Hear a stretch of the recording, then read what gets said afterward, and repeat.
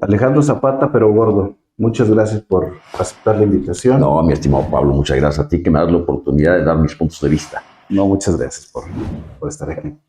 Alejandro, bueno, te conozco hace como 33 años. ¿Cómo iniciaste en la política? Estudiaste Derecho, ¿verdad? Estudié Derecho Aquí en la Autónoma. en la Autónoma. Y bueno, pues como todos,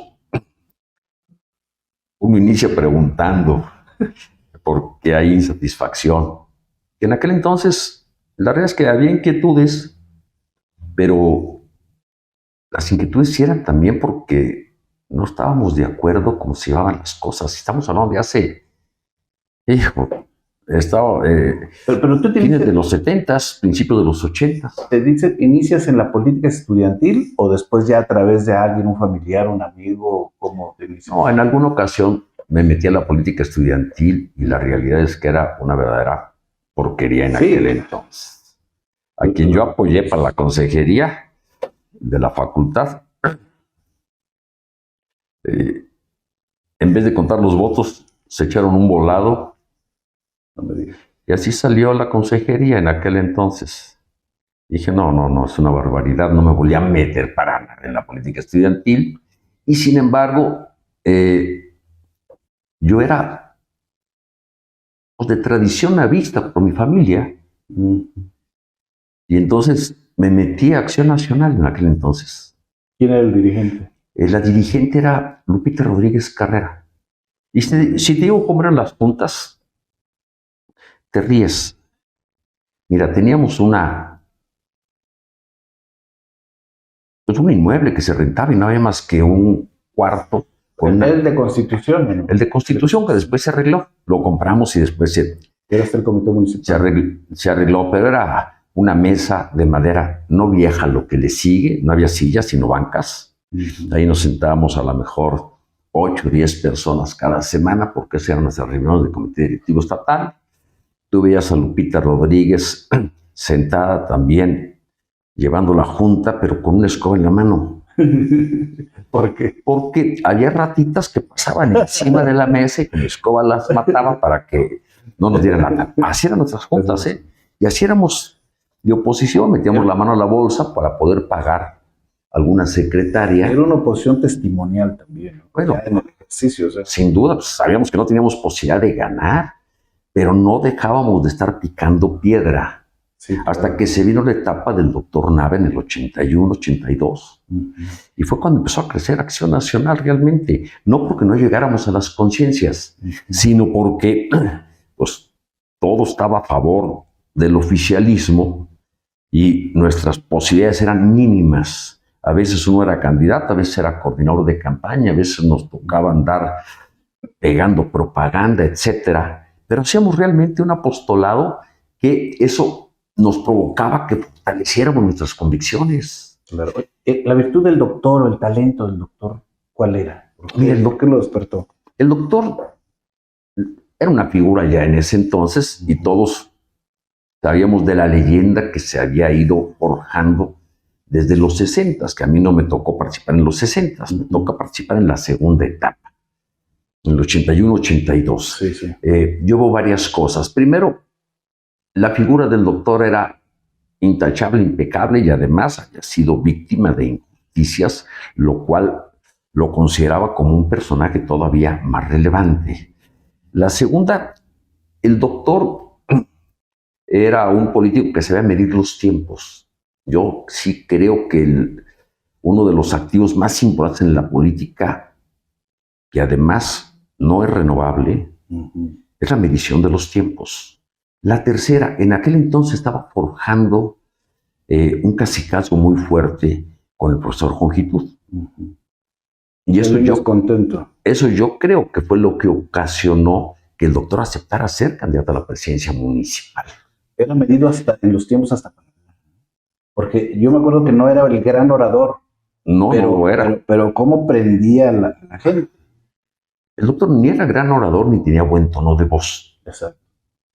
Pero con sus mensajes, lo poquito que decía y lo que decía, llegaban al corazón de la gente. Y él sabía dónde hacer presencia y dónde no. O sea, yo creo que era de los más hábiles en ese sentido. Tenía una estructura política muy clara, sobre todo que él hablaba mucho a favor de la dignidad de las personas, con valores universales, de las injusticias que las había vivido en carne propia. Y todo el mundo sabía que él no aspiraba a tener una posición económica sacada del gobierno, sino por el congruencia era su calidad moral. Sin duda alguna. Yo creo que él sentó los cimientos y además también habría de decir mucho más valorado fuera de San Luis que aquí en su propia tierra. Así empezamos. Oye, y luego de tu primer cargo como servidor público, como legislador. Mira, yo no quería cargos públicos en realidad. Yo formaba parte de Acción Nacional, ponía mi grano de arena, pero yo no quería ningún cargo público. Sí me invitaron a formar parte de la planilla de Guillermo Pizzuto como síndico, cuando no nos fue, vamos a decir, bien, porque no ganamos, nos hicieron unos fraudes espantosos en aquel entonces. No dejaron que Guillermo Pizzuto llegara a ser presidente municipal en la primera ocasión, que terminó con la quema de Palacio.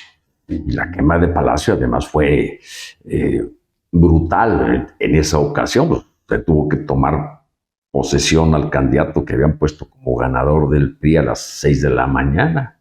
Estaba ahí Salomón Chernáquel haciendo su huelga de hambre. Fuimos todos, terminamos en una golpiza y al día siguiente sale con que Nava, Pizzuto y Zapata responsables de la quema de Palacio Municipal. Yo me acuerdo que el doctor Nava nos dijo, mira, Alejandro, la cuerda se rompe por lo más delgado. Y aunque me apellidaba Pero Gordo, yo era de hecho delgadillo.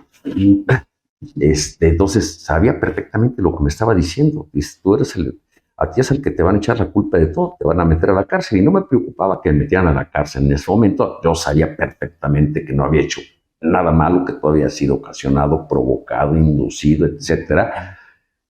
Pero sí decía, bueno, si me meten a la cárcel, mi problema va a ser de qué va a vivir mi familia mientras tanto. Sí. ¿Verdad? Oye, se peleaba duro en aquel tiempo, era rudo estar en la política. Durísimo. No podía hablar. Porque el PRI era... No podía hablar una persona. Todas, de todas. Una persona del PAN y una persona del PRI no podían hablar porque a ambos se les podía considerar traidores. Y es lo que me estaba dando cuenta, que efectivamente en aquel tiempo las posiciones eran realmente de como si fueran enemigos. Durísimas, por supuesto. Bueno, y ahora el que puedan dialogar, bueno, también tiene que ver con que ha madurado la política, ¿no? Conforme se fueron haciendo prácticas más democráticas, también se entendió que se tenían que ir buscando acuerdos que permitieran avanzar. Pues así se construyó el IFE, ahora INE, así se construyeron los tribunales electorales, así se fueron construyendo muchas cosas. Derechos humanos, todas las instituciones se han hecho en estos últimos 30 años. Sí, teniendo obviamente como punta de lanza un proceso de concientización ciudadana, que muchos periodistas inclusive no solamente estuvieron de acuerdo, sino impulsaron impulsaron en su partido para que esas cosas se fueran dando. O por lo menos permitieron que se dieran, ¿no? Un parteaguas, sin duda alguna, fue aquella elección donde compite Salinas, Cuauhtémoc Cárdenas, Cloutier y Rosario Ibarra de Piedra. Porque sí fue un parteaguas para México.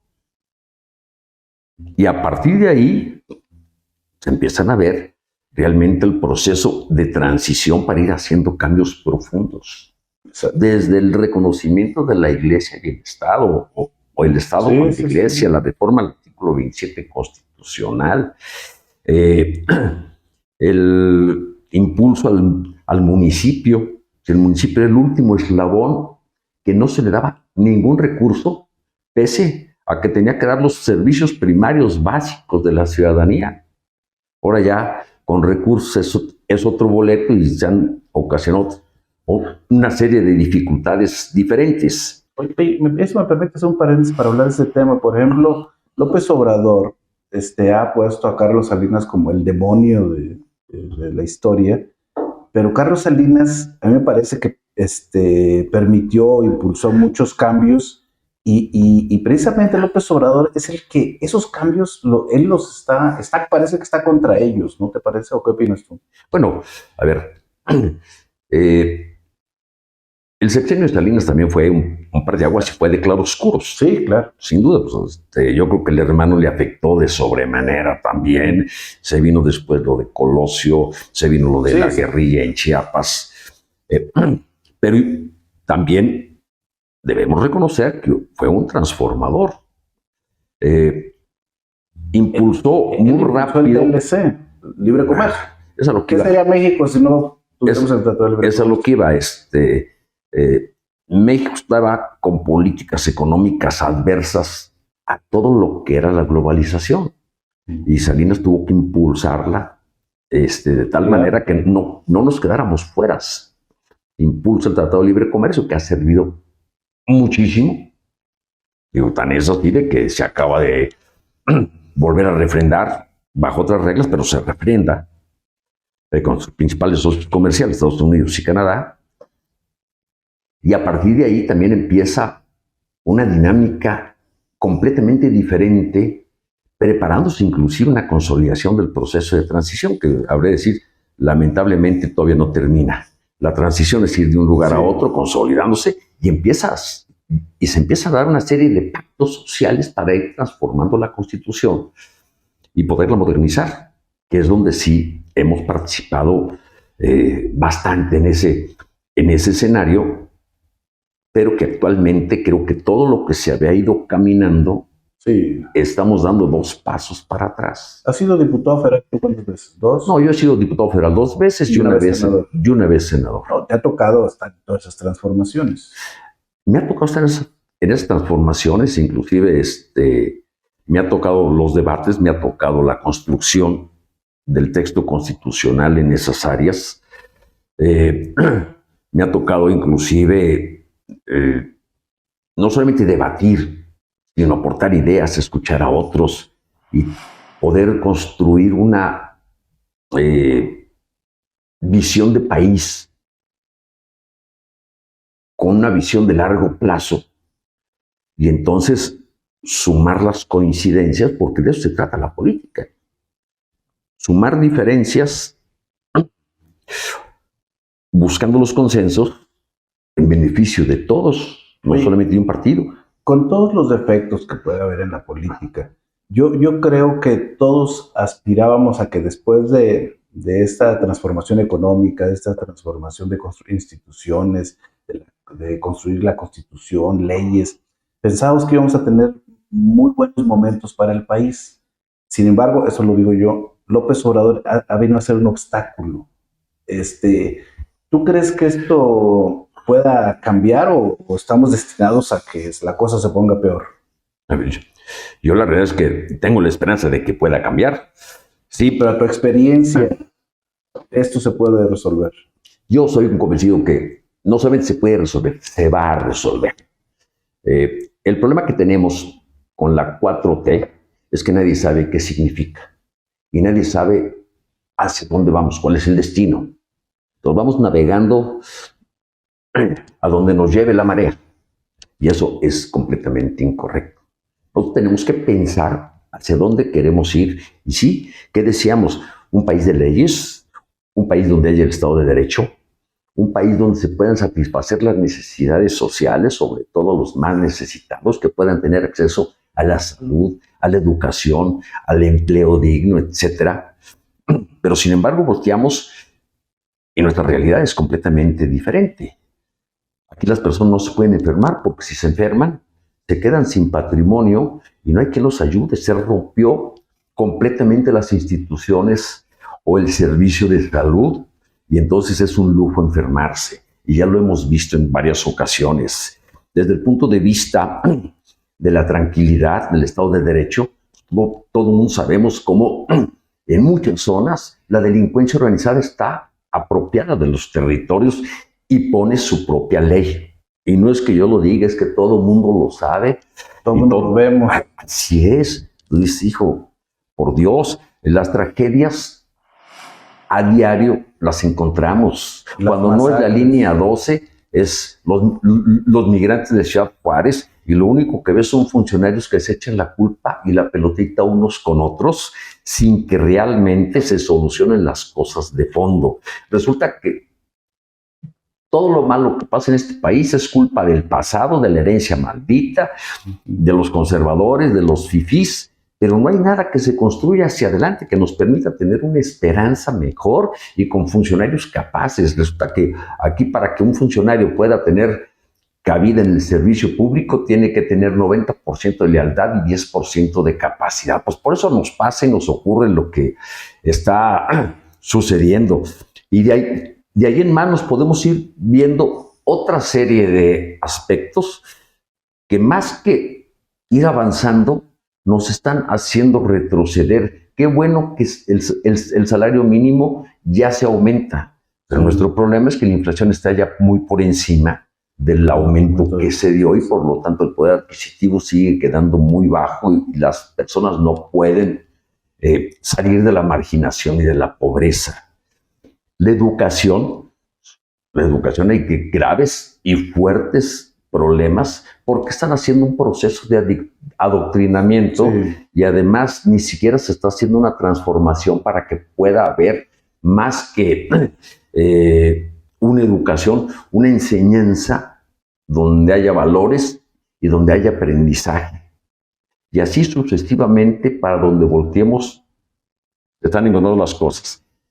Y más aún, muchos de los gobernadores son émulos del peje que hacen lo que se les antoja, y entonces vemos una corrupción que señalaron que se iba a combatir, pero la realidad es que lo único que se ha hecho es que hay persecución política por un lado y hay impunidad con quienes forman los equipos de la 4T, a pesar de que se enseñen todos los documentos, porque aquí no pasa nada si son cuates.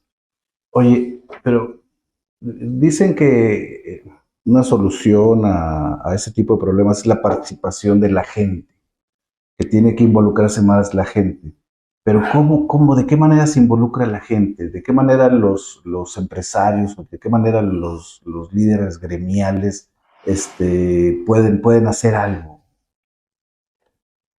Ese es un interrogante que todo el mundo nos hace. Dicen, a ver, ¿qué puedo hacer? ¿Estoy inconforme? ¿Estoy molesto?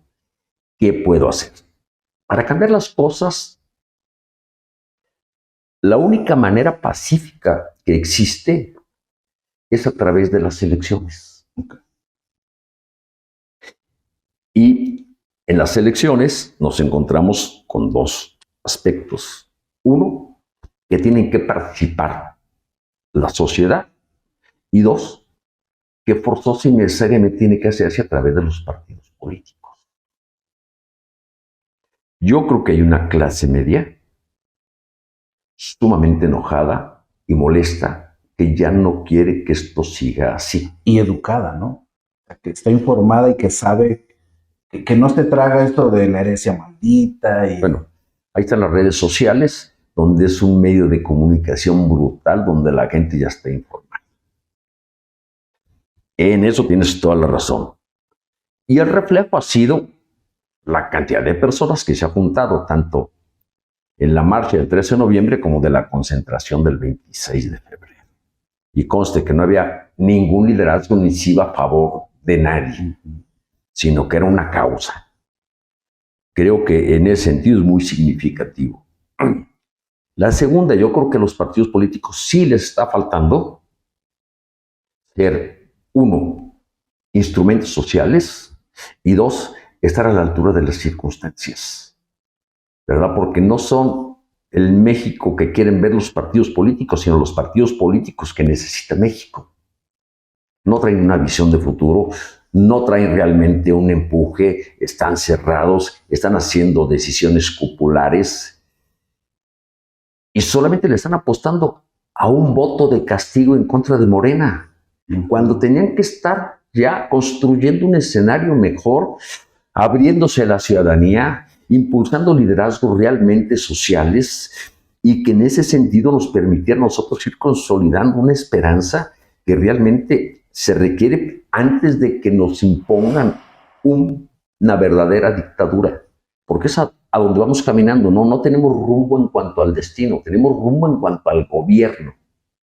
Y no nos gusta un gobierno que pueda ser dictador cuando lo que requerimos es que haya pesos y contrapesos, porque eso fue por lo que luchamos para evitar que hubiera los excesos que ahora estamos viviendo nuevamente. Lo veo a nivel estatal, parecía que el gobernador se quiere apropiar de todos los liderazgos, quiere meterse en las cámaras empresariales, coopta a los presidentes municipales de otros partidos. Casi veo algunos diputados locales ansiosos a ver a qué hora les abren la puerta. Mira, eso no es una actitud democrática. A ver, por supuesto que no. Cuando se empezaban a ver los partidos políticos, pues había obviamente expresiones de pensamiento diversas, antagónicas, que son con las que se debate. Pero el cimiento real es una filosofía. Yo les pregunto, ¿cuál es la filosofía de esta administración? Porque si no sabes de dónde vienes, difícilmente vas a saber hacia dónde vas. No hay convicciones, no hay principios, no hay valores y obviamente no hay un pensamiento más allá que controlar todo. Esa es la lucha del poder por el poder. A partir de ahí, entonces todo lo demás podemos decir que son ocurrencias. No hay verdadera distribución de la riqueza, no hay elevación de la calidad de vida, no hay una orientación del gasto público con responsabilidad social, no hay realmente una ayuda para que salgan adelante los pobres, los marginados, aquellas personas que requieren realmente una atención. Y lo único que vemos es pan y circo. No vemos tampoco actitudes democráticas. Las actitudes democráticas es apertura para que las decisiones en los gobiernos puedan ser compartidas. ¿Dónde están los consejos? ¿Dónde están los patronatos? ¿Dónde hay un sistema real de combate a la corrupción más allá de ser tapaderas? ¿Dónde está nuestro sistema estatal anticorrupción o bien un sistema de seguridad pública que esté funcionando? Ya no se diga la procuración de justicia. ¿Dónde están los debates en el Congreso? Porque el Congreso no solamente debe dar los debates de ahí, sino contagiar la ciudadanía para que haya un verdadero debate social, la confrontación de las ideas para poder tener un criterio más amplio y poder luchar hacia aquello que consideramos ser lo mejor para todos. Eso se da en los sistemas democráticos. Aquí todo está cerrado, todo está tapado, todo se hace como dice el mandamás y no hay quien quiera decirle absolutamente nada, incluyendo los partidos de oposición. Incluso el mínimo diálogo. Yo he hablado con dirigentes de partidos aquí en San Luis y una me dijo, yo no he hablado con el gobernador a solas. Una sola, ya tiene el gobernador 1 año y medio y no ha sido capaz de convocarlos y pues, se supone que tiene que hablar con ellos, ¿no? Hombre, el primer reconocimiento que tiene que existir es que somos una sociedad plural. Y cuando hay una sociedad plural y tienes que gobernar para todos, tu obligación es escuchar a todos y ver dónde se pueden sumar esfuerzos. Pero también el debate y la denuncia constituyen orientaciones para verificar que tus decisiones sean las correctas. Aquí... ¿Pero a qué crees que se deba el no diálogo? ¿A complejo de no reunirse o a yo soy el que mando, no me importa lo que tú digas? ¿O a qué crees que se debe? Actitudes, primero, antidemocráticas. No hay una convicción de demócrata. Cuando no se dialoga, es actitud antidemocrática y 2, soberbia. El que mando soy yo y los demás se aguantan. Por eso luchamos desde aquellos entonces. Así estaba el gobierno cerrado desde hace muchos años y poco a poco lo tuvimos que ir abriendo, pues, a golpes de votos, a golpes de concientización ciudadana. Por eso poco a poco se fue avanzando. Oye, Alejandro, ¿y a qué te dedicas ahora? ¿Cuándo fue el último puesto que tuviste? Mira, yo el último puesto remunerado que tuve terminó en el 2012 como senador de la República. Posteriormente, ¿qué hiciste? Posteriormente estuve dentro del propio partido. A nivel nacional, ¿no? A nivel nacional, me pusieron como enlace legislativo. Ya no era un puesto público, era un puesto interno. Sí. Fui miembro del Consejo Consultivo del Pacto por México, que yo soy un convencido que sirvió y sirvió bastante. Claro, claro. Y el ejercicio libre de mi profesión. A eso me he dedicado. Sí, por cierto, el Pacto por México, con todos los efectos que tuviera, sacó todas las reformas que durante muchos años un solo partido no pudo sacar, ¿no? Esa era la idea, además, que se conformara ahí a ver cuáles son los consensos y sobre estos vamos a trabajar. Y se pudo hacer. Y eran mesas de diálogo donde podíamos ir encontrando cómo ir avanzando. A grado tal de que muchas de esas ahí están todavía funcionando y fueron además también principios constitucionales que se pudieron poner en la propia Carta Magna y siguen todavía siendo de una gran utilidad. Yo te quiero hacer otras preguntas. Cuando fuiste la primera vez precandidato, ¿con quién competiste? ¿Con Marcelo de los Santos? La primera vez competí con Marcelo de los Santos. Y él gana la candidatura. Gana la candidatura, efectivamente. Ahí salieron no tan raspados, más o menos. Bueno, mira, si hablamos de que la política tiene pasión, pues sí, pues efectivamente, la política tiene pasión. El problema es que puedas ir superando después esas diferencias, cosa que se hizo. Siempre me acuerdo de una frase que decía don Manuel Gómez Morín, fundador del Partido Acción Nacional, que en la política no puede haber diferencias tan difíciles cuando compartimos propósitos comunes, que no podamos superarlos con el hondo y profundo placer de podernos dar la mano y volver a ser compañeros. Sí, porque no son enemigos, son adversarios. Así es, pero lo que queremos es lo mismo. Transita a sus 6 años Marcelo de los Santos y llegas tú a candidato. ¿Qué eras antes de ser el precandidato? Senador de la República. Pero había diálogo con Marcelo de los Santos. Sí, nos juntamos en varias ocasiones. ¿Y tú eres el candidato de él? ¿O más bien pues mira, se dejó pasar? Bueno, la realidad es que tú ganaste la interna. Pero él tenía candidato. Yo me acuerdo que tenía candidato. No sé si ella tenía candidato. A mí nunca me dijo una cosa de esas. Tampoco, a ver si te oyes, a mí apoyó abiertamente. Él era gobernador, se mantuvo. ¿Octavio Pedrosa también iba para esa? No, fue antes. Eugenio Gobea. Eugenio Gobea. Me toca competir contra pero Eugenio Octavio Gobea. También estaba listo para esa precandidatura, pero no le entra, ¿no? Finalmente. Sí, no, yo no recuerdo que Octavio haya traído alguna intención de participar. Lo traigo a colación porque entonces, ¿a quién tenía de precandidato? Marcelo, si no eras tú su precandidato, Octavio tampoco, entonces a lo mejor no tenía precandidato, ¿o qué pasaba en aquel tiempo? Pues seguramente no. Éramos 3, uno era Goyo Maldonado de Matehuala. Sí. Y Gobea y tú. Gobea y yo gano la interna. Yo gané la interna, que en aquel entonces el Padrón de Acción Nacional tenía algo así como 70,000 personas entre activos y adherentes que en aquel entonces podían votar. Okay. Bueno, y te vas a la campaña. Me voy a la campaña. ¿Qué pasó en la campaña? Me voy a la campaña, una campaña muy intensa.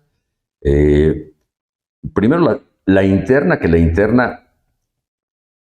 pues tarda, en lo que la vas construyendo, tarda como un año. Y luego la externa, pues son aproximadamente 5 meses. Y 5 meses intensos que ya no sabes si es domingo o es miércoles. Te despiertas y no sabes dónde estás. Pero traes una gran campaña porque todos los actores políticos pensaban que tú ibas a ganar. Bueno, yo también inclusive había hecho mis cuentas y decía, si yo alcanzo una meta de 400,000 votos. No, se notaba en el ánimo y en el volumen. La verdad es que sí, yo no me arrepiento de haber hecho una campaña intensa y haber llegado hasta lo más recóndito de todas las comunidades, prácticamente en la Huasteca, Altiplano, zona media, inclusive aquí mismo en la capital. ¿Qué pasó? Mira, ¿Hubo traición? Marcelo había ganado con 370,000 votos la gubernatura. Yo mi meta había sido alcanzar los 400. Alcancé un poco más de 400. A mí lo que me sorprendió es que el PRI tuviera 430,000. Pero además, cuando nos van dando las cifras en el Consejo Estatal Electoral, el conteo estaba completamente chueco. Es decir, habían utilizado un algoritmo y entonces ese algoritmo decía que el PRI traía algo así como 1,200,000 votos y yo como 700,000 cuando el padrón era de 1,800,000 y nunca lo quisieron bajar, por más que se les dijo. Yo no tenía ya capacidad para checar acta por acta, pero evidentemente me queda claro que algo no muy claro hubo, pese a que yo pedí que se limpiara el proceso, y además estaba amarrado de las manos con muchas cosas. El presidente de la República era del PAN, Felipe Calderón, el gobernador Marcelo Los Santos también era de Acción Nacional, y no tenía yo todos los elementos, excepto que en muchas casillas me dejaron sin representante.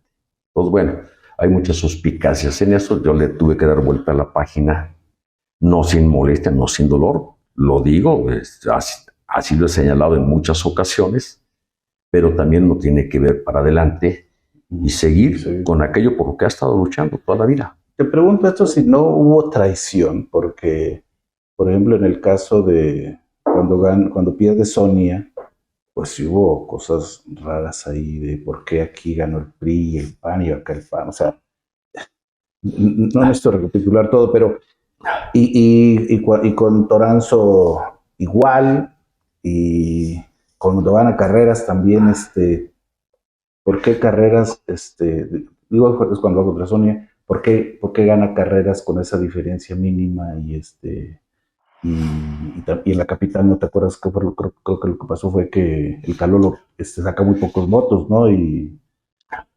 en tu caso, ¿no sentiste que el poder estatal metió mano? Mira, a toro pasado podemos decir muchas cosas. Pero lo que se firma, hay que probarlo, y yo no tengo pruebas. Puedo tener muchas, como decíamos, muchas suspicacias. ¿Por qué Marcelo, sabemos, digo, no era su candidato? ¿Por qué? ¿Sería resabios de la primera contienda que tuvieron o qué había? Cuéntame. Mira, ¿Algún día tuviste un desencuentro? yo no puedo entrar a especulaciones en cuanto a los sentimientos y actos de Marcelo. Esa pregunta, quien debe responderla es Marcelo. No, pero tuviste algún desencuentro con él. Yo puedo hablar de lo mío. Hemos tenido diferencias y hemos superado muchas diferencias. Hemos tenido posibilidad de dialogar. En aquellos entonces también platicamos.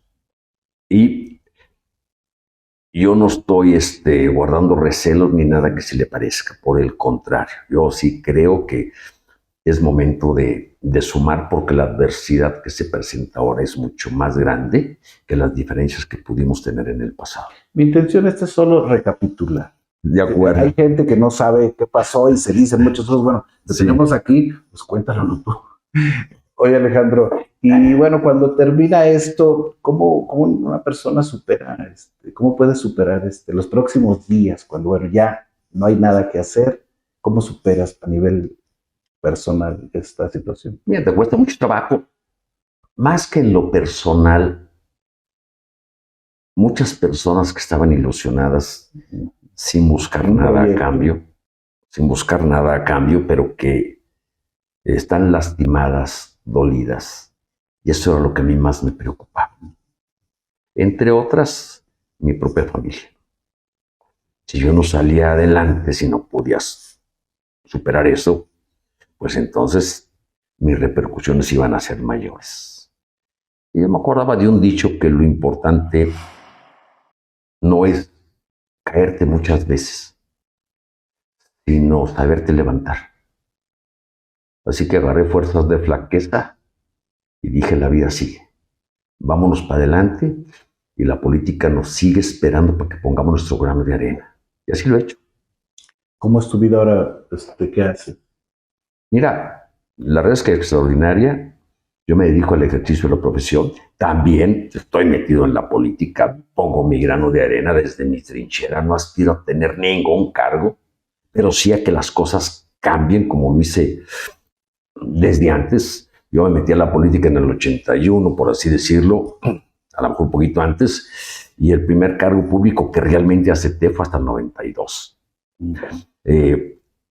Así que yo hablé de decir, no me interesa tener cargo público, me interesa que las cosas vayan cambiando, que México se mejore, que en San Luis podamos vivir con tranquilidad, respirar otros aires.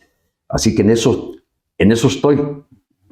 Soy un enamorado de mi profesión como abogado, por un lado, y por otro lado, la política me seduce para poder ir construyendo un mejor México. Eres parte del Frente Cívico Nacional, ¿no? Soy parte del Frente Cívico Nacional. Te vamos a ver aquí en San Luis Potosí antes ya de aquí al 2024, participar activamente con la gente Sin duda. Para enfrentar este momento. Sin duda. De hecho, lo hemos estado haciendo. Hemos estado teniendo muchas reuniones, hemos tenido algunos eventos, la marcha del 13 de noviembre, la concentración en fundadores del día 26 de febrero. Sí, nos tocó organizarla junto con algunos otros grupos de ciudadanos que aspiran a lo mismo. Quieren que las cosas cambien y quieren proyectar liderazgos y quieren que haya gente honesta, capaz de convicciones, con valores, porque de eso se trata realmente, el poder cambiar a México. El que existan liderazgos que tengan un destino claro para que la gente pueda vivir mejor y no para perpetuarse en el poder. Alejandro, pues muchas gracias por la entrevista. Pablo, al contrario, gracias a ti. A lo mejor nos extendimos mucho en esto, pero ha sido muy aleccionadora. Muchas gracias.